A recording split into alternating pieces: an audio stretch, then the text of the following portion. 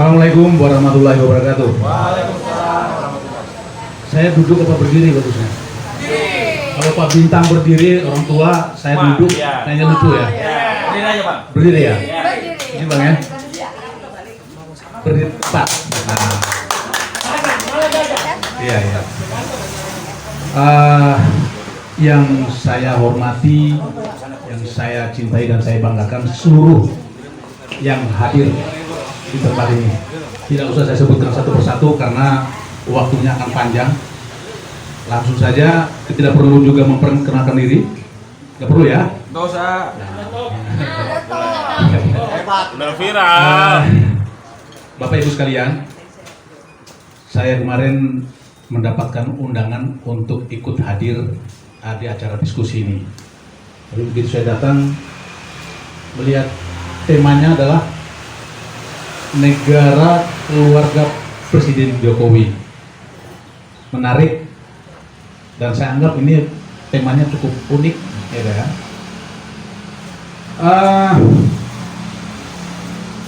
Saya pertama tadi menyimak apa yang disampaikan oleh Adik Sapir ya. Cerita tentang mahasiswa yang kita semuanya beranggapan bahwa mahasiswa saat ini tidak seperti dulu yang begitu sensitif ketika ada dinamika di lapangan yang terjadi untuk kebijakan-kebijakan pemerintah yang merugikan rakyat, maka mahasiswa ketika itu juga langsung tanggap dan turun ke jalan. Hari ini tidak seperti itu. Hari ini menjadi sebuah keprihatinan. Namun demikian, saya sendiri menganggap ini sesuatu hal yang memang diciptakan. Kenapa seperti itu?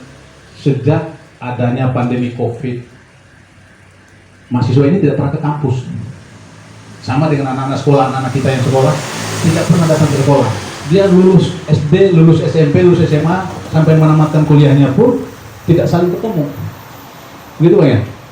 Kira-kiranya seperti itu, tidak saling kenal.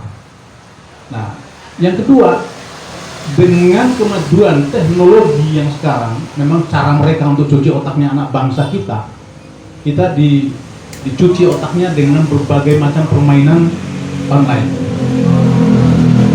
Jadi kita sekarang hampir generasi kita saat ini atau generasi kita hari ini lupa dengan jati dirinya sebagai anak bangsa yang harus cinta tanah air. Ini yang terjadi hari ini. Jadi ketika terjadi persoalan di dalam kebangsaan ini, ya sulit kita membangkitkan orang untuk peduli dengan bangsanya. Nah, kalau seperti apa yang disampaikan oleh Ade tadi, kita menemukan 10.000 mahasiswa yang berpemikiran seperti ini, terus 10.000 itu sebagai ujung tombaknya dia mengajak atau merangkul 10 sampai 20 sampai 100 orang lagi masing-masing, maka akan hadir jutaan mahasiswa yang peduli bangsa. Saya yakin dia tidak susah. Tapi persoalan yang hari ini terjadi adalah sangat sedikit orang yang punya pemikiran. Kalaupun ada, banyak dihantui oleh rasa takut yang berlebihan. Banyak orang yang bertanya, kenapa seorang Usman Buton berani membuat surat untuk Jokowi mundur? Saya jawab, itu bukanlah sebuah keberanian. Bukan sebuah keberanian, tetapi itu adalah ketakutan yang berlebihan. Rasa takut saya hancurnya bangsa ini, rasa takut saya hilangnya negeri ini. Tidak ada pilihan, saya harus bangkit dan berani bersuara, resikonya apapun. Jadi jangan pernah mengatakan bahwa Usman Buton pemberani, penakut, takut rusak bangsa ini, takut hilang bangsa ini, takut musnah bangsa ini. Negeri yang kaya raya, negeri yang surganya dunia semuanya ada di Republik ini. Pak Gatot pernah bilang, semua kita punya, semuanya kita punya, tetapi sayang semuanya bukan punya kita.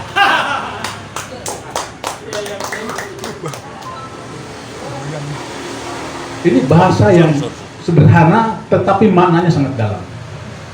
Dan kembali tadi Bung Lapong mengatakan bahwa ada tentara yang berani bersuara. Saya tidak merasa berani bersuara.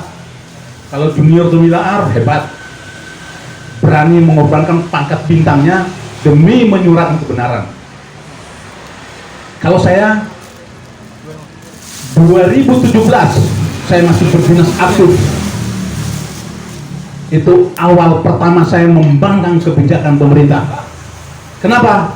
Saya melihat serbuan TKA Cina adalah sesuatu hal yang sangat tidak wajar. Saya berada di tempat mereka bekerja di Pulau Taliabu. Saat saya tangkap 5 orang yang saya panggil di depannya kepala desa, di depannya Babinsa, ternyata mereka tidak punya visa, tidak punya kunjungan wisata. Bahasanya nggak bisa ngomong. Bahasa Inggris nggak bisa, bahasa Indonesia apalagi. Begitu saya paksakan, nah ini persoalan bahwa semua saya di dalam surat terbuka saya bahwa Republik kita hari ini bagaikan benang kusut. Setuju nggak kira-kira? Setuju. Dan itu udah sangat sulit, kita mau rajutnya dari mana itu udah nggak bisa. Satu-satunya jalan apa? Untuk merajut benang kusut itu nggak bisa. Berarti kan nggak bisa lagi diurai, udah nggak bisa. Ya harus dimusnahkan. Beli benang baru dan kita tata dengan cara yang baru. Kan begitu. Nah, pada saat itu saya tanya sama imigrasi Ternate, kan jalurnya lewat mereka semua TKA yang masuk ini. Apa kata imigrasi? Bahwa itu ilegal. Apa yang dilakukan oleh Pak Ruslan Buton udah benar, tangkap mereka Pak. Dalam waktu 1 atau 2 hari kami segera merapat ke sana. Karena perjalanan dari Ternate menuju ke Pulau Taliabu itu 3 hari naik kapal. Saya tangkap. Nah, besoknya saya didatangin untuk menjemput mereka yang 5 orang itu. Udah saya ceritakan, mungkin udah pernah saya banyak ceritakan. Tetapi besoknya imigrasi menelpon saya lagi, mengatakan bahwa mohon maaf Pak, kami sedang melaksanakan perpanjangan keimigrasian. Nah, berubah. Saya tidak tahu apa negosiasinya pihak perusahaan tambang kepada pihak imigrasi, saya tidak tahu. Yang jelas berubah. Dan saya ditunjukin dokumen keimigrasinya apa? Visanya kunjungan wisata. Bayangkan, visa kunjungan wisata pakai helm kuning dan bekerja di Republik ini. Di situ makin muncul rasa penasaran saya, rasa kecurigaan saya, rasa ketidakpercayaan saya bahwa negeri ini sekarang sedang terancam. Kenapa saya katakan begitu? Yang masuk setiap hari Kamis dari Kota Luwu itu ada kapal yang sudah disewa oleh mereka, masuk langsung ke pelabuhan yang mereka sudah kuasai, tidak boleh ditempati oleh orang-orang umum. Perlintasan itu khusus untuk perusahaan Cina. Dan kapal itu semua tulisan-tulisan keterangannya berbahasa China, bahasa Mandarin, huruf Mandarin. Nah, disitulah muncul kecurigaan, dan saya buktikan sebelum itu penerbangan saya dari Jakarta menuju ke Ternate itu penerbangan jam 2 malam pesawat Lion itu isinya orang TKA Cina semua. Jadi orang pribuminya kalau saya hitung hanya ada sekitar 5 orang dengan saya. Jadi apa yang selalu saya gelorakan sekarang, kalau saya berbicara panjang lebar tentang teori bagaimana mengakhiri rejim ini, kayaknya udah banyak orang yang pemikir-pemikir yang sudah punya teori-teori yang hebat. Tetapi yang perlu saya garis bawahi di sini adalah titik lemahnya kita. Titik lemahnya kita sekarang sangat lemah. Kenapa saya katakan sangat lemah? Kita sulit untuk menjadi satu kekuatan. Orang masih terbawa ego, saya dari komunitas ini, saya dari komunitas ini, dan yang paling parah lagi kita saling mencurigai dan saling menjatuhkan. Itu harus disadari. Itu yang harus disadari. Banyak orang yang berpikiran itu, pemikiran itu pun ditujukan kepada saya. Saya akan sampaikan di hadapan para bapak-bapak, ibu-ibu sekalian, di hadapan Allah Subhanahu wa Ta'ala. Kalau saya berniat menjadi pengkhianat bangsa, penghuni api neraka yang paling jahanam, ingat itu. Jadi kalau ada orang yang curiga dengan saya nanti mencari panggung, tidak, saya tidak akan pernah meminta jabatan, tidak. Kalau itu kecuali datang dari Allah Subhanahu wa Ta'ala. Berarti itu amanah. Amin. Saya selalu sampaikan, setiap diskusi saya sampaikan satu pesan, bahwa saya hanya ingin menjadi eksekutor pengkhianat bangsa. Wah, mantap. Itu dia. Kalau saya diberikan kepercayaan untuk itu, kenapa? Karena pengkhianat bangsa adalah yang merusak tatanan berbangsa dan bernegara. Jadi sekali lagi, saya tidak banyak berteori. Saya sangat berharap dengan pembicaraan saya menyadarkan kepada seluruh anak bangsa yang kalau hari ini sadar, kalau hari ini berpikiran positif bahwa bangsa kita sedang tidak baik-baik saja, maka kita rajut persatuan Indonesia. Merdeka. Merdeka! Merdeka. Kita harus berani mengatakan itu. Kalau sudah persatuan terjalin, maka saya mempunyai satu keyakinan yang kokoh. Apa yang disampaikan oleh Bang Bintang tadi, tidak hanya bisa kita berdoa tanpa disertai dengan tindakan di lapangan. Niat saja tidak bisa. Kita hanya banyak berkoar di media sosial. Kapan ini? Kapan ini? Kapan ini? Tetapi implementasinya di lapangan tidak pernah berjalan sesuai apa yang kita harapkan. Itu yang terjadi. Jadi Bapak Ibu sekalian, saya tidak berpanjang lebar. Jadi benang merah apa yang saya sampaikan tadi, bahwa yang kita butuhkan hari ini adalah persatuan anak bangsa. Udah, nggak usah kita berpikiran bahwa kelompok ini jelek, kelompok ini jelek, nggak usah. Kita nggak usah berpikiran bahwa kita berjuang sendiri, nggak usah. Nggak perlu, dan itu akan merugikan. Akan merugikan kita, perjuangan kita akan menjadi cacat dan akan sia-sia. Akan sia-sia. Maka hilangkan pemikiran-pemikiran itu. Kita bangun kebersamaan untuk menyatukan berbeda atribut, berbeda warna, tetapi kita punya tujuan yang sama, yaitu menyelamatkan bangsa dan negara. Setuju ya? Setuju. Nah, Merdeka. kalau tadi ini temanya seperti itu, memang kenyataannya seperti itu. Tadi ada yang membelain begitu, ya nggak ada masalah. Tapi bagi saya, semua sudah rekayasa politik.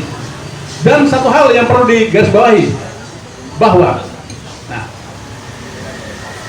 yang diperjuangkan oleh Saudara Lanyala Mataliti sebagai Ketua DPR RI saat ini untuk menggugat MPR atau MK Presiden threshold 20%. Kita tentunya semuanya mengaminkan itu harus terwujud. Dan beliau menyatakan apabila ini tidak terwujud, maka akan berdiri satu partai, yaitu Partai P3, Partai People Power. Beliau siap memimpin itu. Ini bukan hal yang main-main. Karena apa? Kita menyiapkan kader terbaik bangsa, putra terbaik bangsa untuk 2024. Kalau masih sistem ini yang berlaku, nggak usah buang-buang waktu, nggak usah buang-buang energi kita ke pemilihan, buang-buang duit, buang-buang anggaran, itu tidak masih tetap kelompoknya oligarki, masih tetap. Maka saya sudah kampanyekan di mana-mana, saya kumpulkan para mantan-mantan tentara, bahwa satu hal yang harus dilakukan oleh Republik ini adalah hancurkan oligarki, hancurkan oligarki. Jadi sekali lagi Bapak Ibu sekalian, kita tentunya tidak berharap semua putra-putra terbaik bangsa bisa kita tampilkan untuk berkompetisi secara sehat. Jangan sampai nanti masih sistem yang mereka bentuk, mulai dari kardusnya, kotak suaranya pakai kardus dan digembok. Sudah CC. Sudah. Iya, 2024 pakai. Masih kardus juga. Kalau masih kardus juga, ya menurut saya tidak ada pilihan lain. Itu udah kebohongan semua. Udah kebohongan semua. Jadi sadarlah, bangkitlah. Hanya ke satu partai. Poin yang paling tadi saya sudah garis bawahi, benang merahnya kita harus bersatu, tetapi ancaman terdekat untuk kedaulatan bangsa, operasi intelijen dari Cina komunis. Mereka sudah menyusupkan orang-orangnya masuk, dan hari ini saya berikan informasi, ada satu orang saya yang memberikan informasi akurat, bahkan sampai titik lokasinya tidak saya sebutkan di daerah mana, dan foto-fotonya. Kebetulan mereka bisa masuk menyusup di dalam tim, mereka berpura-pura menjadi bagian daripada itu, tetapi ternyata dia memberikan informasi yang luar biasa. Ada kelompok, saya tidak bilang dia TKA atau dia memang orang-orang infiltran yang sudah disiapkan dari sana, sedang membangun terowongan yang sangat panjang. Gak usah saya sebutkan tempatnya di mana, tetapi itu datanya ada sama saya. Nah, mudah-mudahan orang yang memberikan informasi ini aman dan sehat, kita doakan. Orang pribumi yang seakan-akan dia masuk di bagian mereka, tapi mereka tidak sadar kalau dia sedang mencari data dan mengirimkan data. Kita berharap Republik kita sampai sepanjang masa tetap berkibar dengan bendera merah putih. Hari ini seorang Ruslan Buton mau jalan kemana banyak dicurigai. Kemarin saya menghadiri halal bihalal letting saya di Bandung, ada yang menyampaikan pesan orang Mabes Angkatan Darat bahwa pimpinannya, nggak usah saya sebut ya, sudah mengerti kan? Pimpinannya pada saat mengambil apel perwira menyampaikan kepada perwira-perwira itu, ada di sini lettingnya Ruslan Buton nggak? Angkat tanganlah beberapa orang teman saya. Kamu jangan sampai seperti Ruslan Buton. Loh, kaget saya. Saya ini pengkhianat apa? Orang yang ingin merubah Pancasila saja didiamkan. Kalau kita yang ingin mempertahankan Pancasila sampai titik darah penghabisan, dicurigai. Hancurkan PKI. Apa kita harus diam? Tidak. Saya tidak mengajak rakyat untuk melawan. Biarkan dengan cara saya sendiri. Saya rasa itu saja yang saya sampaikan. Terima kasih. Wassalamualaikum warahmatullahi wabarakatuh.